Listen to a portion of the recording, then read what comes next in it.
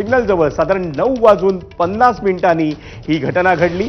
दुचाकीवरून आलेल्या दोघांनी अंधाधुंद गोळ्या चालवल्या आणि या घटनेत बांधकाम व्यावसायिकाच्या गालाला चाटून एक गोळी गेली, तर दुसरी गोळी ही गाडीला लागली। पोलीस घटनास्थळी दाखल झाले असून त्यांनी या घटनेचा तपास सुरू केलाय।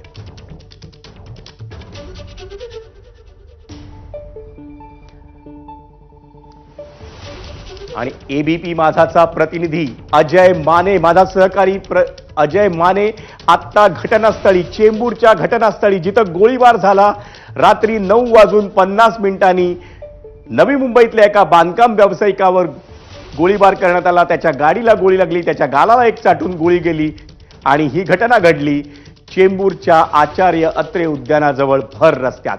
अजय, काय माहिती आहे सविस्तर या सगळ्या घटनेबद्दल? आपण जर पाहिलं तर सदरुद्दीन खान या इसमावर गोळीबार जो आहे तो 9:50 झालेला आहे। खरं तर मी आज घटनास्थळावरून आढावा घेतोय।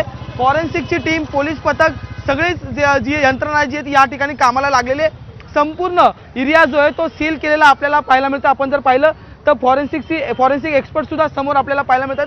सगळ्यात महत्त्वाचं म्हणजे की जो गोळ्या जसं झाडल्या गेल्या त्याच्यानंतरची कारतूस, म्हणजे आपण जे गोळींची पुंगळी बोलतो, ती सुद्धा आता पोलिसांकडून ताब्यात घेण्यात आलेली आहे। त्या सगळ्यात महत्त्वाचं म्हणजे की 50 वर्षीय इसम आहे नवी मुंबईचा सदरुद्दीन खान, त्याच्यावर हा थेट जो आहे तो गोळीबार या सिग्नलला झालेला। या सगळ्यात महत्त्वाची बाब म्हणजे विजय सर की हा संपूर्ण परिसर जर पाहिला तर गजबजलेला परिसर आहे। त्यामुळे मुंबईच्या भर रस्त्यावर असा गोळीबार, त्यामुळे अत्यंत भीतीदायक वातावरण झालेलं आपल्याला पाहायला मिळतंय। अनेक रेस्टॉरंट आणि हॉटेल्स असलेल्या या भागात सिग्नलवर हा गोळीबार झालेला आहे। डिफेंडर अशी गाडी होती आणि या डिफेंडर गाडीवर थेट गोळीबार झाल्याची माहिती जी समोर आलेली आहे। गालाला जो आहे तो गोळी लागलेली आहे, एक गोळी गालाला लागलेली आहे आणि दुसरी गोळी गाडीवर लागलेलीची प्राथमिक माहिती पोलीस प्रशासनाकडून देण्यात आलेली आहे। ज्याच्यावर हा गोळीबार झाला तो म्हणजे सदरुद्दीन खान हा नवी मुंबईचा रहिवासी आहे आणि त्याच्यावर जो आहे तो हा गोळीबार झालेला आहे। सध्या त्यांना जे आहे ते रुग्णालयात दाखल करण्यात आलेले आहे आणि आता त्यांची तब्येत जी आहे ती एकंदरीत नियंत्रणात आहे।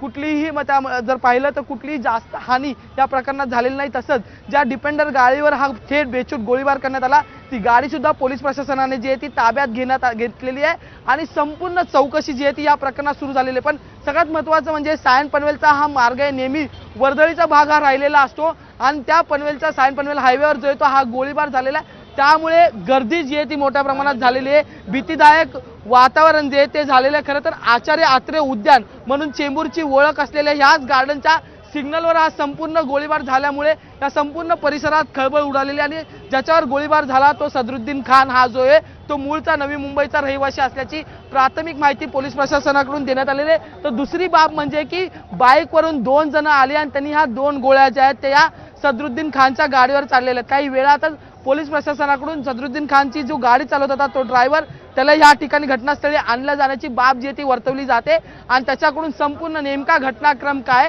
आणि त्याची पुनरावृत्ती जी आहे ती यांच्याकडून करण्याचा प्रयत्न पोलीस प्रशासनाकडून केला जाईल। फॉरेन्सिक टीमने जे आहे ते गोळ्यांच्या पुंगळ्या कलेक्ट केलेल्या आहेत आणि या ठिकाणाची जी गोष्ट अजय, या घटनेनंतर या जो काही पोलिसांचा तपास सुरू आहे, जी काही तिकडनं माहिती मिळते त्यावर तू लक्ष ठेवून राहा आणि या प्रकरणात पोलिसांनी काय माहिती दिली आहे ही देखील आपल्याला पाहायची आहे। साधारण रात्री 10च्या दरम्यान सदरुद्दीन खान म्हणून आहेत की जे नवी मुंबई या ठिकाणी राहतात, ते सायन पनवेल रोडनी जात असताना डायमंड गार्डन या ठिकाणी त्यांची गाडी सिग्नलवरती थांबलेली असताना 2 इसम आले आणि त्यांनी